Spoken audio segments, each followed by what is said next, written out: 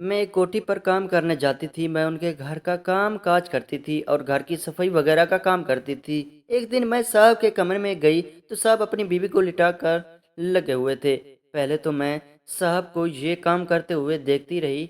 फिर जब मेरी नज़र उसके सामान पर पड़ी तो मैं डर गई थी और वहां से भागकर बाहर आ गई, क्योंकि वो बहुत बड़ा था। आज मैंने पहली बार इतना बड़ा देखा था।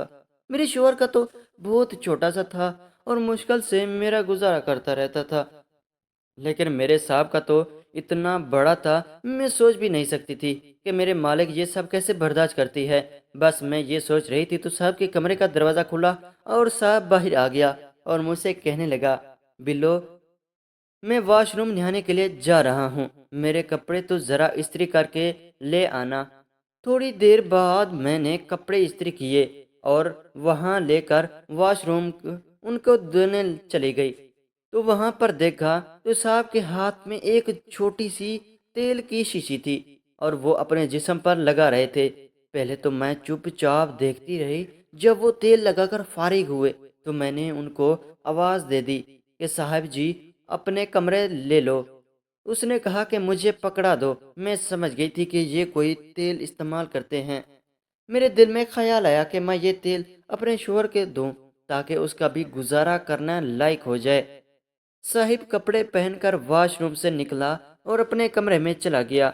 मैं जल्दी जल्दी वॉशरूम में गई और वो तेल की बोतल ढूंढने लग गई थी, लेकिन वो मुझे कहीं भी नजर नहीं आ रही थी। मैं अभी वॉशरूम में ही थी तो मेरी मालकिन नहाने के लिए आई। तो उसने मुझसे कहा कि तुम यहाँ क्या कर रही हो। तो मैंने कहा कि मैडम जी, कुछ नहीं, सफाई करने आई हूँ। फिर मैं वॉशरूम से बाहर चली गई। मेरी वालकिन वॉशरूम के अंदर दाखिल हो गई, नहाकर बाहर निकली और कमरे में चली गई। एक दिन मुझसे रहा ना गया।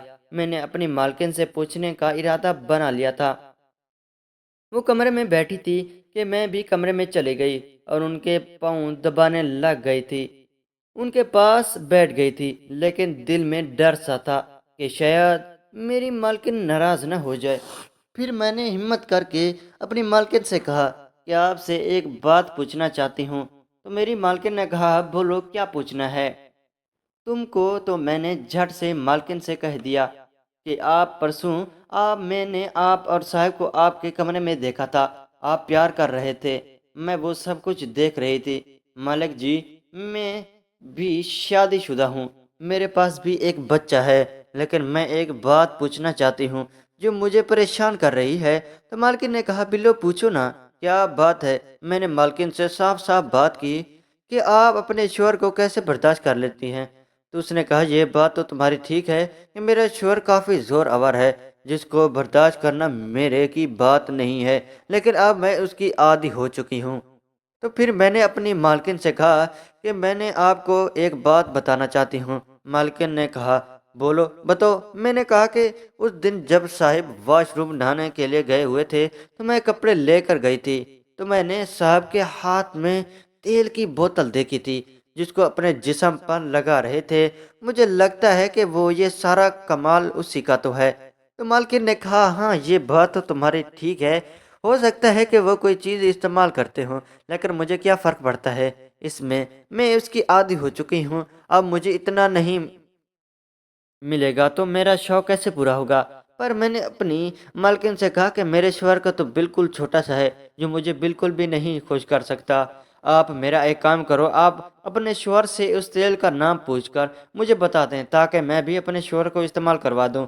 हो सकता है उसको भी फर्क पड़ जाए। मेरी मालकिन ने कहा, ठीक है, मैं तुमको इस तेल के बारे में बता दूंगी। शाम हुई तो मैं अपने घर जाने लगी तो मालिक ने कहा कि आज कुछ मेहमान आ रही हैं, इसलिए तुम आज रात यहीं पर रुक जाओ, सुबह चले जाना। मैंने अपनी मालकिन से कहा, ठीक है। मैंने मेहमानों के लिए खाना वगैरह बनाना शुरू कर दिया। थोड़ी देर साहब और उसके साथ दो तीन दोस्त थे, वो भी आ गए।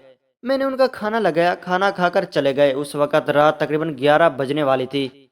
साहब कमरे में चला गया था और मैं लाउंज में सोफे पर सो गई थी, लेकिन मुझे नींद नहीं आ रही थी क्योंकि मेरा बेटा घर में था और सुबह से मैंने अपने बेटे को नहीं देखा था, इसलिए बहुत बेचैनी हो रही थी।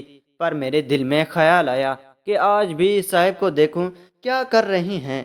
تو میں نے صاحب کے کمرے میں کی کھڑکی کا پردہ تھوڑا سا پیچھے کیا تو دیکھا صاحب اور مالک کن دونوں اپنے کام میں لگے ہوئے تھے۔ مالکن بہت خوش ہو رہی تھی اس سے، لیکن مجھے باہر کھڑے ہوئے ڈر لگ رہا تھا، لیکن میرے دل میں بھی شوق پیدا ہو گیا تھا کہ میں بھی اپنے شوہر کو ایسے ہی بناؤں۔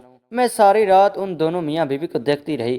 صبح میں نے ناشتہ وغیرہ کیا، صاحب نے ناشتہ کیا اور اپنے دفتر چلا گیا۔ میں اپنی مالکن کے کمرے میں گئی اور ان سے پوچھا کہ آج رات پھر میں آپ کو دیکھتی رہی، اور اس نے کہا کہ انہوں نے وہ تیل چوری سے اپنے شوہر کی جیب سے نکال کر رکھ لیا ہے۔ اس کو پکڑ کر میں بہت خوش تھی۔ میں بھاگ کر اپنے کمرے میں آ گئی تھی، اپنے میاں کو جا کر ساری حقیقت بتا دی تھی۔ میرا میاں بہت خوش ہوا، واش روم میں گیا اور اس کی تیل کو استعمال کرنا شروع کر دیا تھا۔ اس تیل کی ساری بوتل ختم ہو گئی تھی، لیکن میرے شوہر کو ذرا برابر بھی اثر نہیں ہوا تھا۔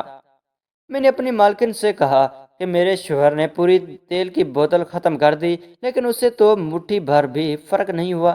صاحب پیچھے کھڑا ہوا میری اور مالکن کی سب باتیں سن رہا تھا۔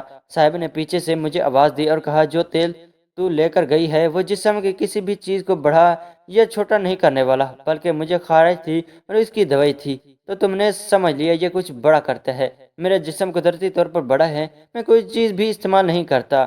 مجھے یہ سن کر بہت شرم محسوس ہوئی اور میں شرمندگی پر کمرے میں چلی گئی۔ میں مالکن سے زیادہ خوبصورت تھی۔ ایک دن مالکن کی بہن کی بیٹی کی شادی تھی تو میرا مالک اسے لے کر گیا اور رات اسے وہیں پر چھوڑ کر واپس آ گیا۔